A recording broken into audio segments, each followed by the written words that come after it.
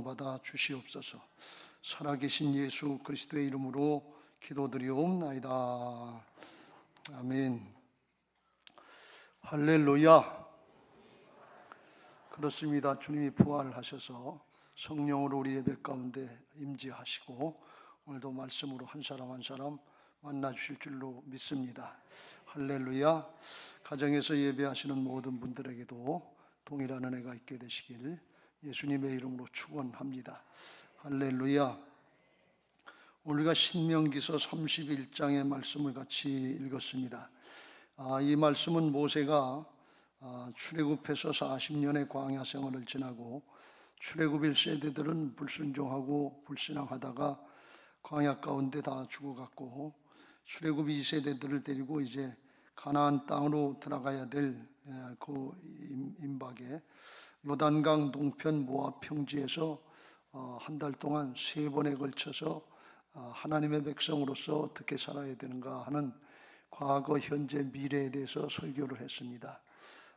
그리고 이제 설교를 마치고 마지막 유언과 같은 마지막 사역과 같은 하나님의 명을 받고서 이스라엘 백성들이 가나안 땅에 들어가도 은혜 받았다고 변화받았다고 하나님의 말씀 잘 듣고 잘 지킬 게 아니라 또 우상 숭배하고 또 불신하고 또 불순종할 거니까 그러다 나라가 망하는 데까지 갈 거니까 너는 그들이 그렇게 되지 않고 그렇게 될 때에 회개하고 돌이키게 하기 위해서 노래를 하나 지어라. 32장에 나오는 모세의 노래라고 하는 것이 1절부터 52절까지 그 길게 나오는데 그걸 지어서 그 백성들로 하여금 하나님이 어떤 하나님이신지 하나님이 지금까지 어떻게 일을 하셨는지 그 하나님 앞에 이스라엘 백성들 우리들은 어떻게 살아왔는지 그런 내용들을 다 이렇게 노래를 부르면서 깨달으라 그런 말씀이에요.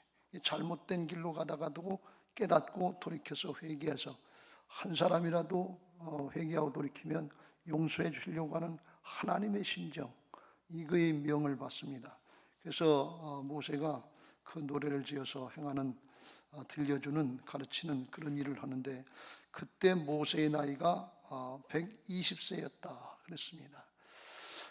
우리가 시작이 반이라 그래서 시작도 잘해야 되지만 마무리도 잘 해야 될 줄로 믿습니다.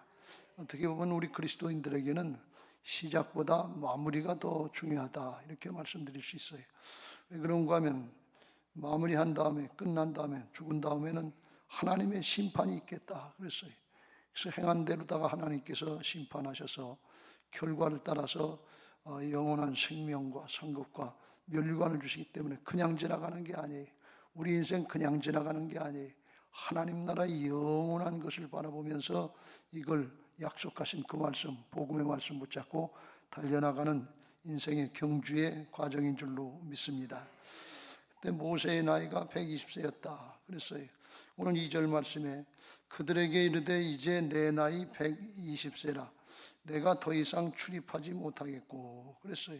출입하지 못하겠다 그랬는데 이게 무슨 뜻인가 하면 신명기 34장 7절에 보면 이렇게 또 표현합니다.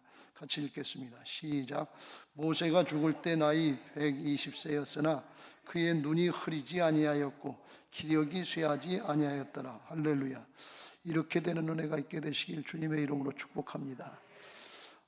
우리의 신앙이 좋아야 되고 또 우리의 마음도 건강해야 되고 또 우리의 몸도 건강해서 영혼 몸이 건강한 것이 전인적인 건강이에요. 건강한데 일부분적으로만 건강해서 몸만 건강한데 정신이 잘못됐다. 그러면 이건 건강이 아니에요. 정신까지 잘 되는데 하나님을 믿지 않고 불신앙해서 죽으면 지옥 갈 인생이다. 그러면 그것도 건강이 아니에요. 세계보건기구에서 과학적으로도 이걸 얘기해서 영과 혼과 몸이 건강한 것이 전인적인 건강이다 그랬어요. 그러니까 예수 믿고 구원받은 믿음 생활해야 온 몸 전체가 온 인간 전체가 전인적으로 건강하는 그런 복을 누리게 되는 것을 믿으시기 바랍니다. 세상 사람들이 이걸 다 잘 몰라요. 근데 과학적으로도 증명을 해서 이걸 얘기하고 있습니다. 지금 그래서 120세가 되는데 모세가 눈이 흐리지 않았고 기력이 쇠하지 않았다 그랬어요. 이게 얼마나 큰 은혜입니까? 근데 오늘 2절 말씀에는 120세라고 하면서 내가 더 이상 출입하지 못하겠고 이 말이 앞뒤가 안 맞는 것 같아. 31장 말씀하고 34장 말씀하고 안 맞는 것 같아. 이게 무슨 뜻인가 하면 출입하지 못하겠다고 하는 뜻은 화장실 출입 못하겠다 그런 뜻이 아니고, 외부 출입을 못하겠다 그런 뜻이 아니고, 전쟁에 출입하지 못하겠다 그런 뜻입니다. 옛날 전쟁은 뭐 가만히 있어서 총 쏘고 대포 쏘고 그런 전쟁이 아니고 쫓아다니면서 칼과 창으로다가 싸우는 전쟁이고, 성읍도 올라가야 되고, 그러니까 갈렙의 나이 85세대 출입에 지장없이 전쟁을 할 수 있었다고 하는데 그건 85세까지였는데, 그랬는데 모세는 120세가 되니까 좀 힘들긴 힘들었나 봐요. 전쟁에 출입을 못하겠다, 그런 나이가 됐다.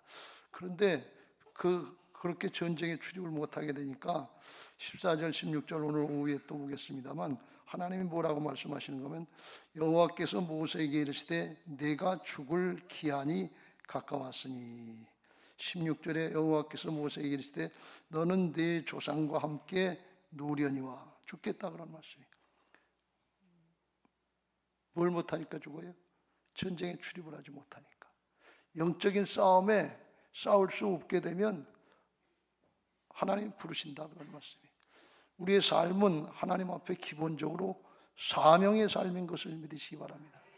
사명이 닿으면 살 이유가 더 없는 거예요. 하나님 앞으로 가면 영원한 하나님 나라, 더 좋은 나라가 있다 그런 말씀이에요. 사명이 있는 한, 사명을 감당할 수 있는 한 살려주시는 거예요. 우리가 살았다는 것은 지금 사명이 남아있다는 뜻이에요. 사명이 남아있는 사람은 모세와 같이 어떻게 했냐?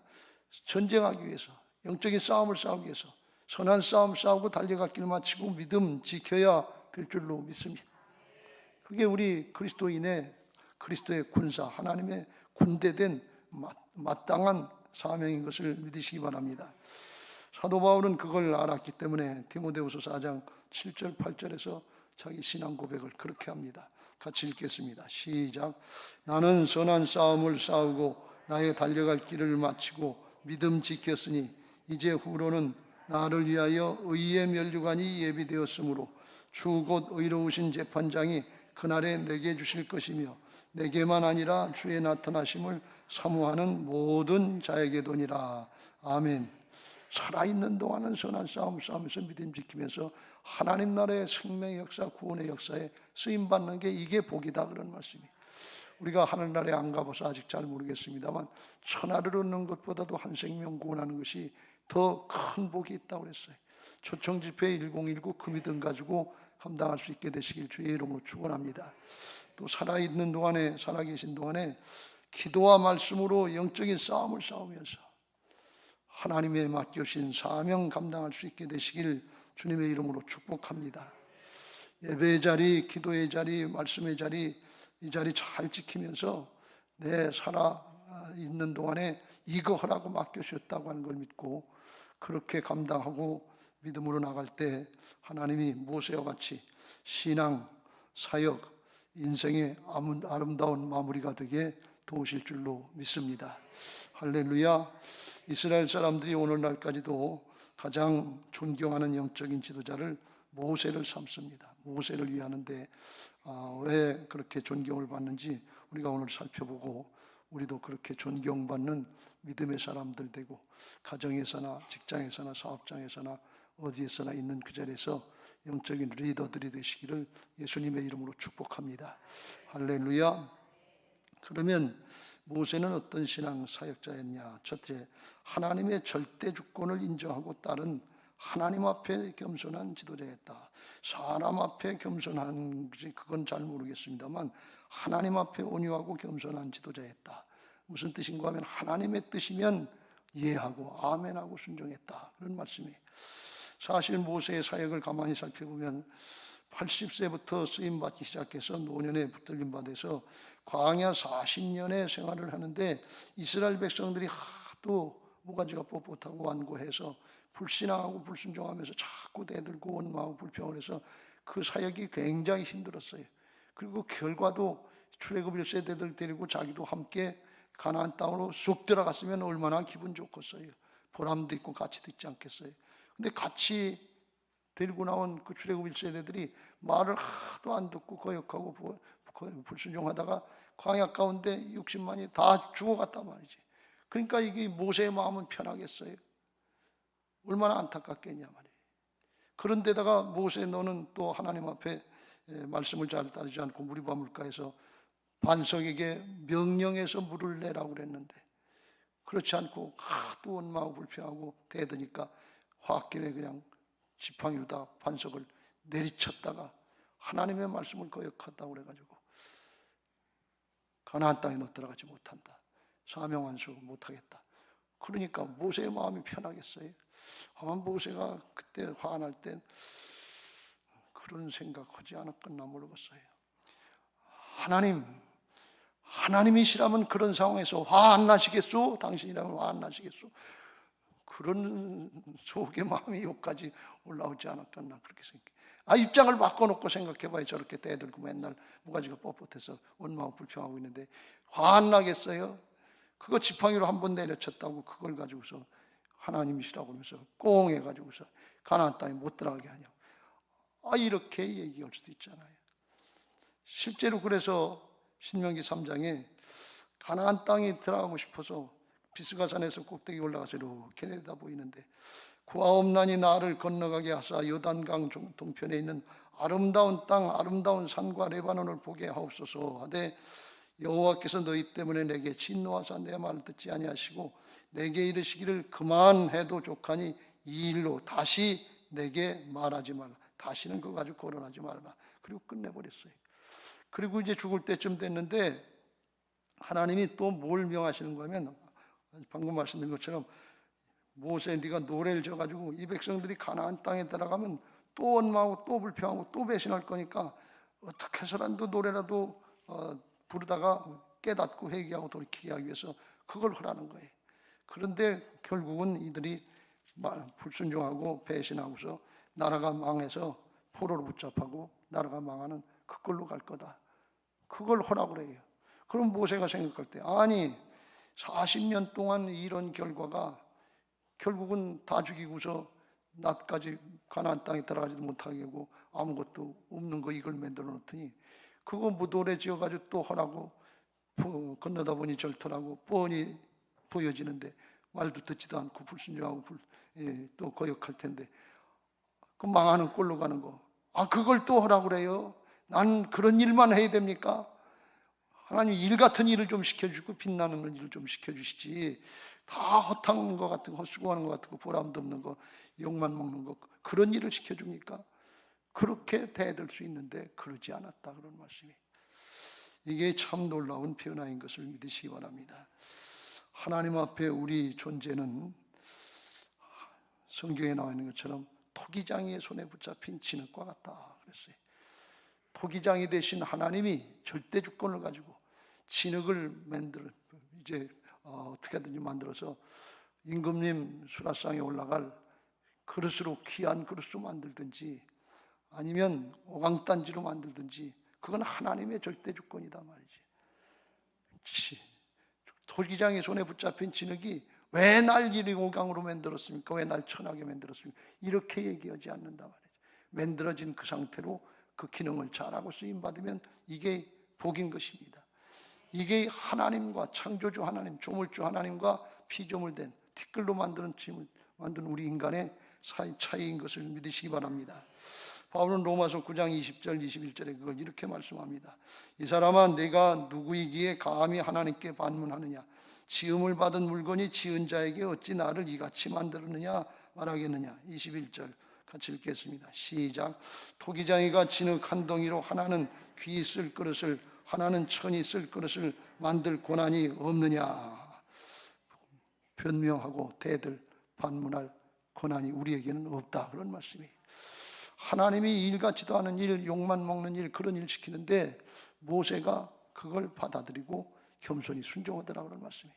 무리바 물가에서 화가 나서 내리쳤던 그 마음도 이제는 바뀌어졌다 그런 말씀이에요. 이게 은혜인 것을 믿으시기 바랍니다. 여러분 그럴 때가 있잖아요. 우리가 평생 신앙하고 수고했는데 겉으로 나타나는 게 없어요. 맺어진 결과가 없어요. 자식이 신앙을 하나 말을 잘 듣나 자식이 잘 되길 하나 남편이 구원을 받았나 가족들이 저기 해나 아무리 봐도 실망되고 낭망되는 것밖에 보이지 않을 때가 있어요. 그러면 얼마나 실망되고, 하나님이 이걸 신앙이라고 하라고 그럽니까? 하나님 도대체 뭐 하고 계신 거예요? 이렇게 마음 들어갈 때가 있단 말이에요.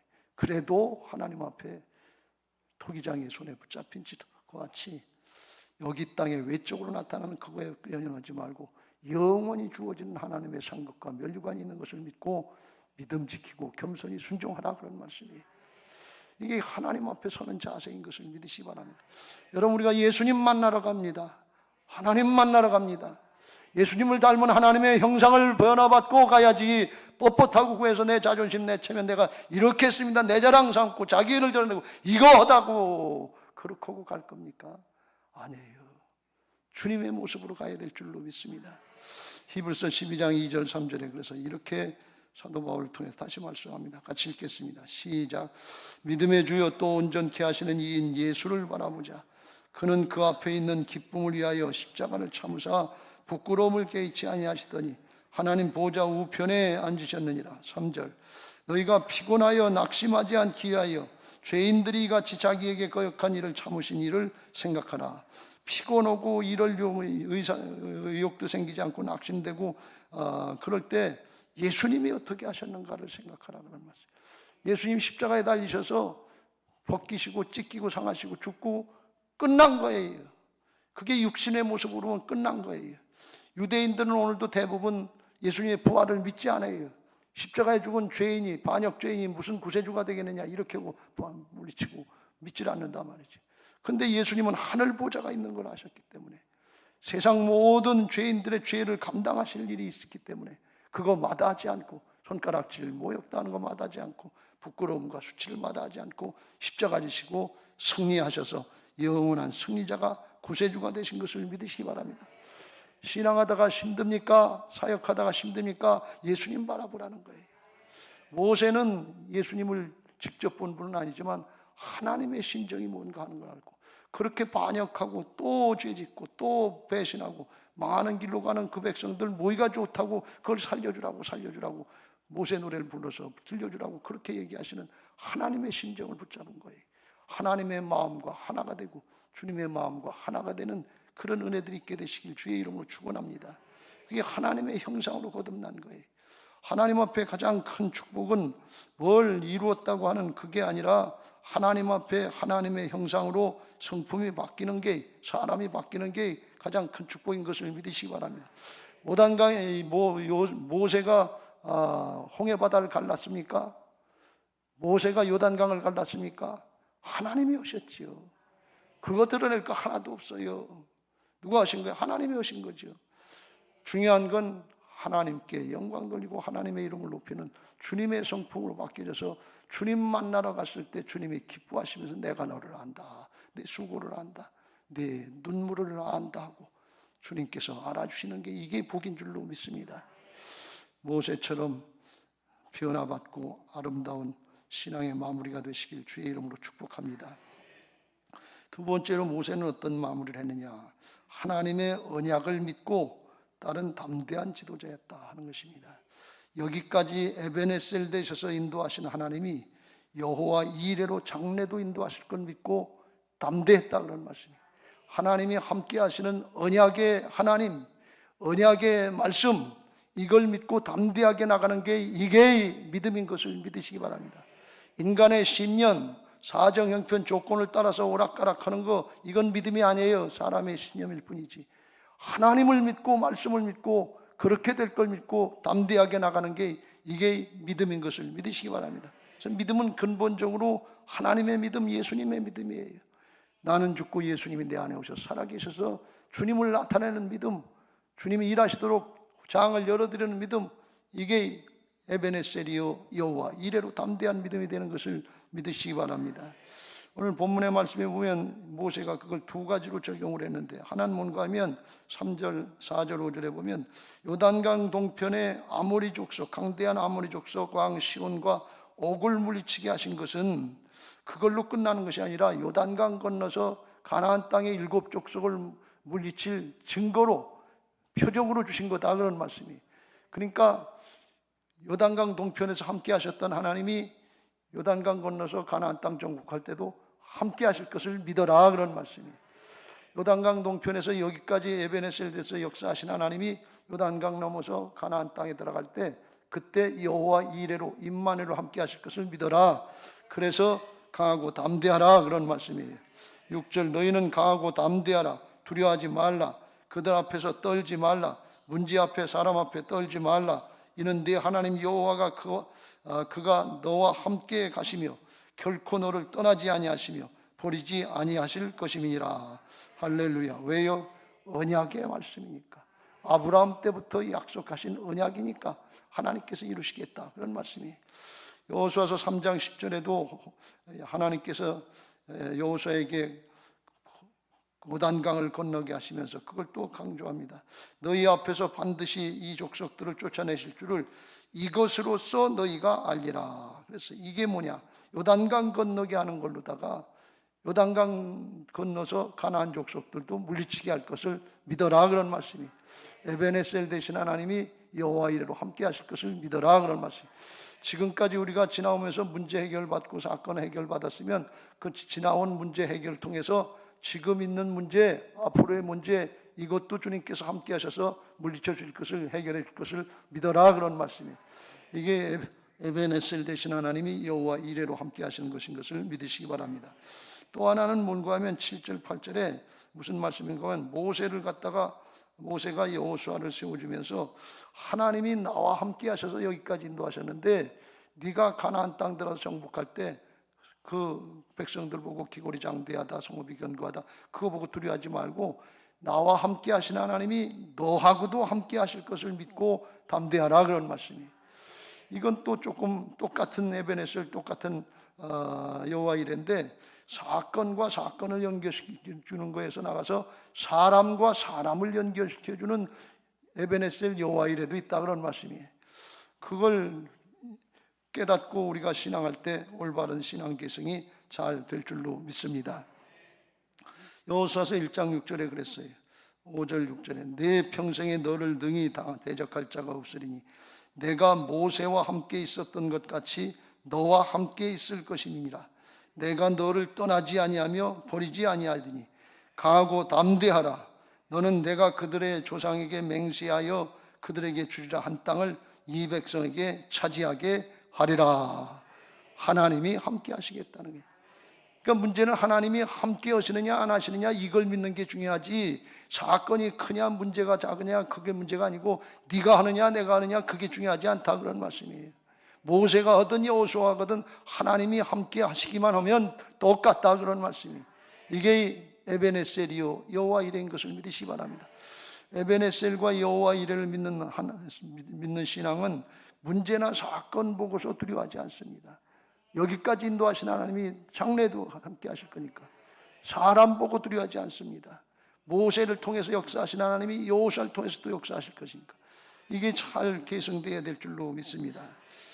열왕기상에 보면 다윗이 죽을 때 그 신앙을 솔로몬에게 계승시키는데 너 다른 거 하지 말고 다른 얘기하지 않고 하나님이 살아계셔서 함께 하시는 역사를 봐라. 너는 힘써 믿음의 대장부가 되라. 믿음의 대장부가 되는 게 뭐냐? 3절 같이 읽겠습니다. 시작. 내 하나님 여호와의 명령을 지켜 그 길로 행하여 그 법률과 계명과 율례와 증거를 모세의 율법에 기록된 대로 지키라. 그리하면 내가 무엇을 하든지 어디로 가든지 형통할지라. 할렐루야. 무엇을 하든지 어디를 가든지 형통하게 하시는 분은 그분은 하나님이시다 그런 말씀. 우리는 뭐에만 하면 되냐? 말씀만 따르고 순종하면 된다 그런 말씀. 말씀 따르고 순종하는 건 안 하고 문제를 하나님께 해결해 준다고 그걸 가지고 원망하고 불평하다가 출애굽 1세대들 모양 죽는단 말이에요. 하나님은 문제 해결의 목적이 있지 않고 믿음의 사람을 만들어 주시는 데 목적이 있는 것을 믿으시기 바랍니다. 그래 영원한 상급과 면류관을 누리지 아니에요. 하나님이 더 큰 걸 주시려고 더 좋은 걸 주시려고 사람을 만들어 주시고 하나님의 역사에 쓰임 받을 만한 사람, 감당할 만한 사람, 하나님의 축복을 축복으로 누릴 만한 믿음의 사람들을 만들어 주시기를 원하시는 것을 믿으시기 바랍니다. 그렇지 않으면 복이 못 되는 거예요. 하나님의 복을 맡겨주셨는데 그거 가지고 세상에 가고 자기밖에 모르고 죄 짓고 다 까먹고 가면 이게 복입니까? 아니에요. 그게 복이 아니에요. 하나님 앞에 쓰임 받을 수 있고 영원한 것 누릴 수 있고 더 나아가서 세 번째로 하는 것처럼 신앙을 다른 사람들에게, 사역을 다른 사람들에게 개성시켜줘야 될 거 아니에요. 이렇게 복 있는 일인데, 이렇게 복 있는 인생인데 그걸 개성시켜주고 가야지. 나만으로 끝나고 끊어먹고 가면 되겠어요. 그래서 모세가 그걸 잘했다는 거예요. 하나님 앞에 에베네셀 되셔서 여호와 이레 되실 걸 믿고 순종한 그것도 잘했지만 마지막으로 한 가지 더는 신앙과 사역의 후계자를 잘 세웠다 하는 것입니다. 누굴 세웠느냐? 여호수아를 잘 세운 것입니다. 훈련시켜서 잘 세웠어요. 하나님이 허락을 한 대로 하니까 되더라, 그런 말씀이. 신명기 3장 28절에 하나님이 모세에게 말년에 명령합니다. 너는 여호수아에게 명령하고 그를 담대하게 하며 그를 강하게 하라. 그는 이 백성을 거느리고 건너가서 내가 볼 땅 그들이 기업으로 얻게 하리라 하시고 명령을 했어요. 그래서 오늘 7절 8절에 보면 모세가 여호수아를 청중들 앞에, 회중들 앞에 목전에서 그랬어요. 7절 모세가 여호수아를 불러 온 이스라엘의 목전에서 그에게 이르되 너는 강하고 담대하라 그랬어요. 너 이 백성을 거느리고 가나안 땅에 들어가서 차지하게 해야 된다. 어떻게 강하고 담대하게 하느냐? 그 비결이 어디냐? 에베네셀 되셔서 나와 함께 하신 하나님이 여호와 이레 임마누엘로 너희도 함께 하실 거다. 그러니까 언약이다 말이죠. 언약의 하나님이다 말이에요. 그걸 믿고 보게 하고 훈련시켜서 강하고 담대하게 하게 하신 줄로 믿습니다. 이게 신앙을 계승하고 사역을 계승하는 비결인 것을 믿으시기 바랍니다. 우리의 자녀들에게, 다음 세대들에게 어떻게 하느냐? 우리가 하나님과 함께하고 말씀을 따르고 순종해서 나하고 함께 하신 역사를 보여주고 네 엄마하고 함께 하신 하나님이 또 딸하고도 함께 할 거다. 아버지하고 함께 하셨던 하나님이 너 아들하고도 함께 할 거다. 강하고 담대하라. 사정 형편 조건 이거 보고 두려워하지 말고, 문제나 사람 보고 두려워하지 말고 하나님의 말씀, 살아계신 하나님, 부활하신 주님, 너와 함께 하시는 주님, 이걸 믿고 담대하라. 그러니까 그럴 때 성령이 역사하셔서 진리의 말씀이니까 보증해 주시고 그 마음에 하나님의 평강을 주시고 담대하게 하실 줄로 믿습니다. 할렐루야. 열왕기상의 19장에 보면 엘리야 선지자의 유명한 말씀이 나오는데, 엘리야 선지자가 아주 구약을 대표하는 훌륭한 선지자 중에 하나인데 850명과의 싸움에서, 영적인 싸움에서 승리했잖아요. 그러는데 아방의 왕비인 이세벨이 죽이겠다고 펄펄 뛰고 그러니까 그만 실망을 해서, 영적으로 승리했으면 자기 마음대로 될 줄 알고 다 이제 이스라엘 나라가 하나님의 종교를 믿는 그런 나라로 될 줄 알았는데 이게 안 되는 거예요. 자기 생각하고는 다른 거예요. 죽게 생긴 거예요. 그러니까 폭 까부러져 가지고서 도망가는 거예요. 광야 가운데 도망가서 로덴나무 아래 밑에 가지고 이만하면 됐으니 죽었으면 좋겠습니다. 대선지자가 이렇게 약해졌단 말이죠. 목숨 걸고 싸울 때는 언제고 승리해 주니까 사람이 위협하니까 그만 폭 까부러져서 죽기를 자청하는 이렇게 약한 모습이 됐단 말이에요. 이게 인간의 한계인 거예요. 모세도 그렇고 엘리야도 그렇고. 그래서 굴 속에 이제 또 도망가서 40일 동안 도망가서 굴 속에 숨어 있는데 하나님이 찾아가십니다. 9절 엘리야가 그곳 굴에 들어가 거기서 머물다가 여호와의 말씀에 그에게 임하여 이르시되 엘리야야 내가 어찌하여 여기 있느냐 그랬더니 약해져서 위축당해서 하는 얘기가 10절 같이 읽겠습니다. 시작. 그가 대답하되 내가 만군의 하나님 여호와께 열심히 유별하오니 이는 이스라엘 자손이 주의 언약을 버리고 주의 제단을 헐며 칼로 주의 선지자들 죽였으며며 오직 나만 남았거늘 그들이 내 백성을 찾아 빼앗으려 내 생명을 찾아 빼앗으려나이다. 나도 죽이려고 합니다. 그래서 도망와서 여기 있습니다. 그리고 약한 얘기를 합니다. 목숨 걸고 싸울 때는 언제고 도망가서 목숨을 구걸할 때는 언제냐. 이게 인간의 한계인 것입니다.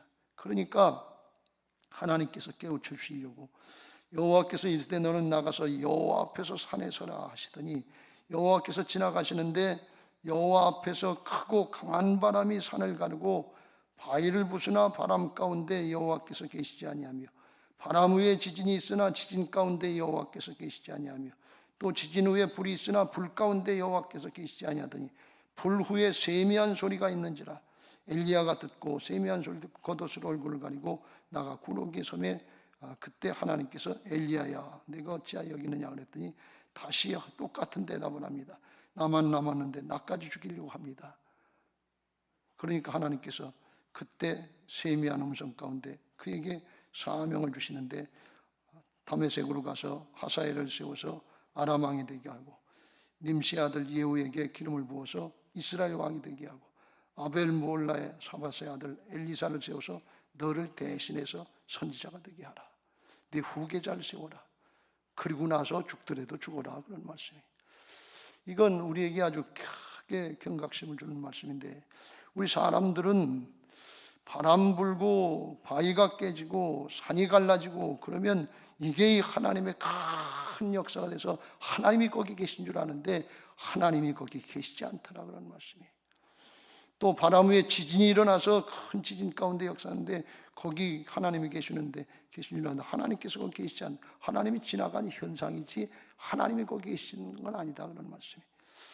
또 지진 후에 불이 있으나 불 가운데 여호와께서 계시지 아니하고 세미한 소리가 들릴 때 그때 하나님의 임재가 거기 세미한 말씀 가운데 있다는 말씀이에요.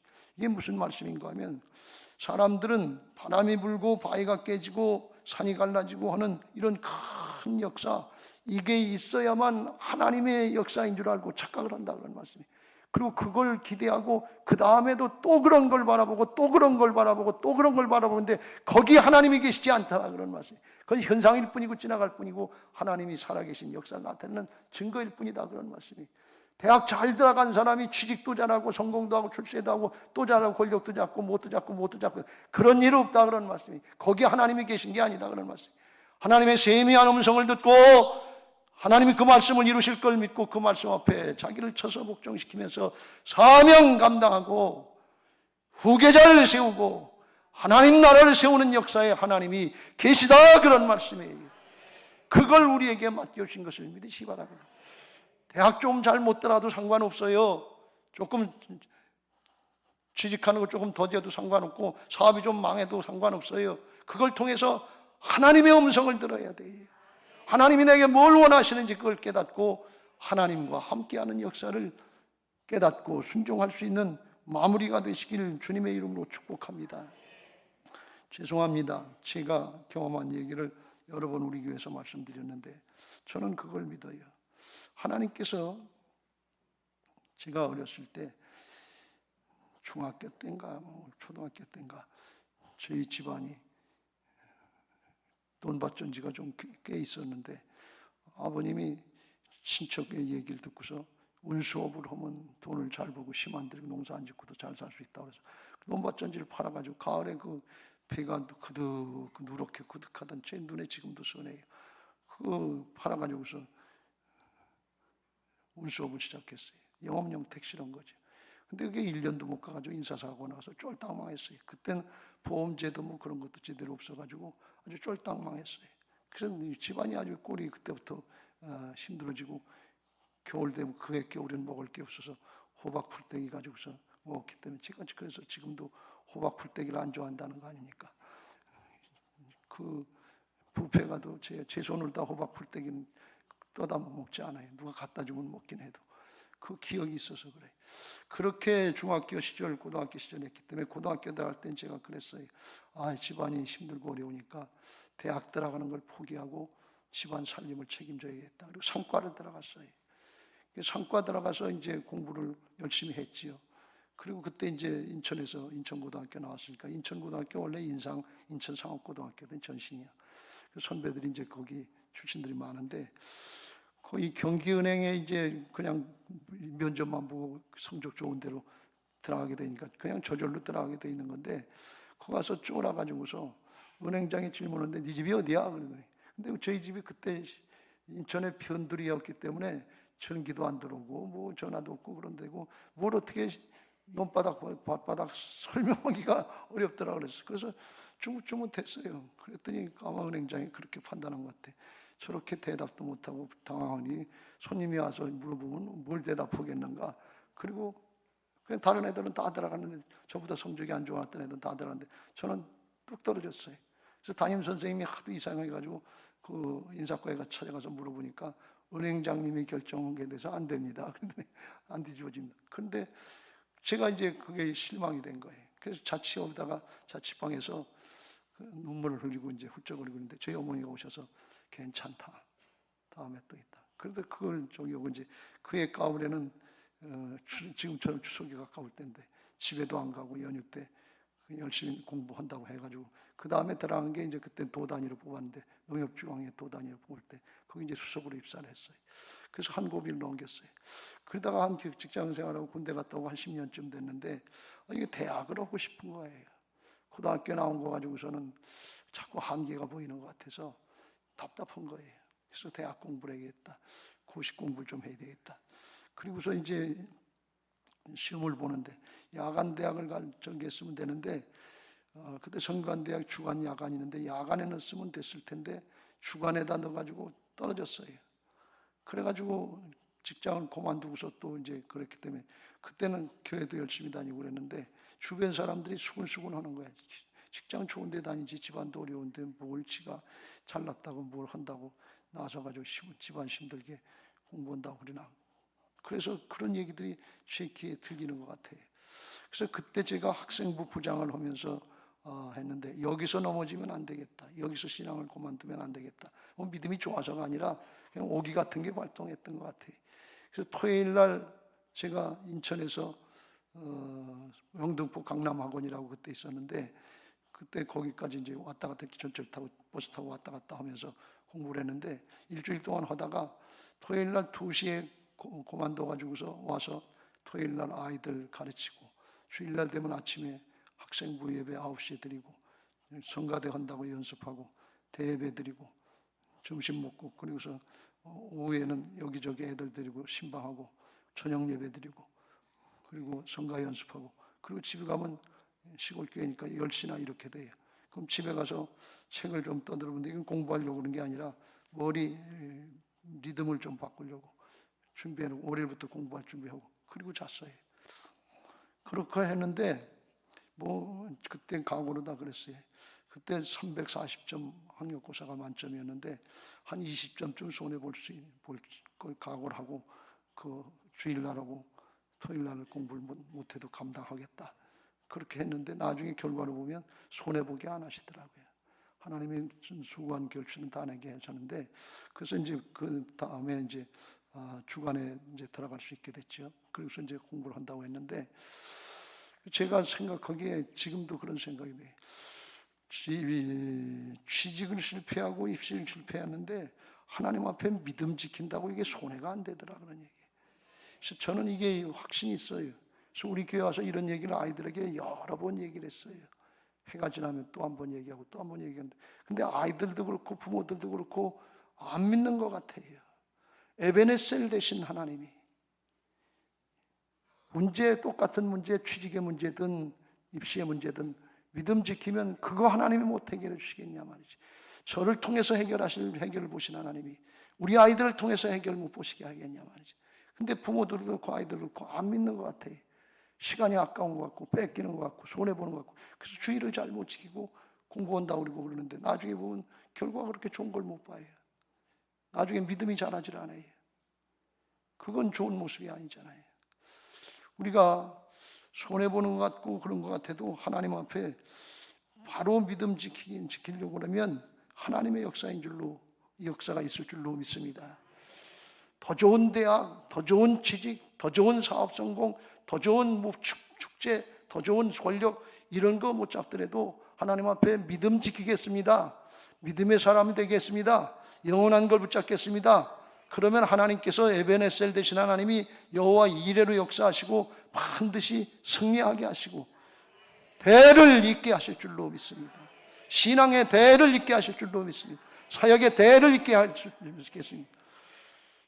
이런 말씀드리면 좀 건방진 얘기 같지만 장로님 가정에서 장로들의 자식들이 나와야 돼요.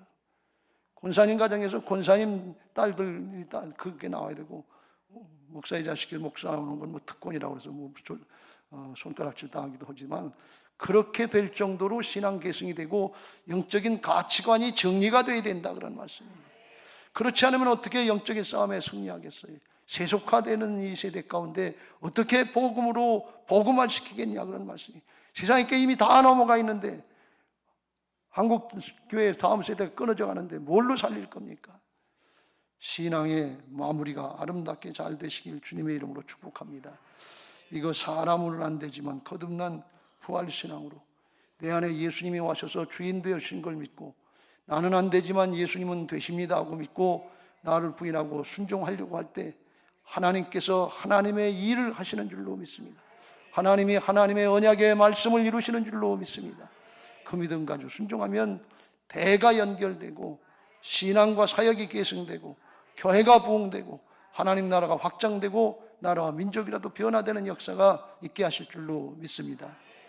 오늘 우리에게 그런 은혜들이 있고 우리 교회를 통해서 교회 건축으로 건물 건축을 끝나지 않고 성령의 전이 건축돼서 하나님의 역사의 마지막 때 쓰임받는 교회와 성도들 되시기를 예수님의 이름으로 축복합니다. 할렐루야. 이제 그런 신앙 그런 교회 되게 해달라고 찬양하시고 기도하겠습니다. 435장 하나님 나라의 가치관으로 변화받고 쓰임받게 해달라고 찬양하시고 기도하겠습니다.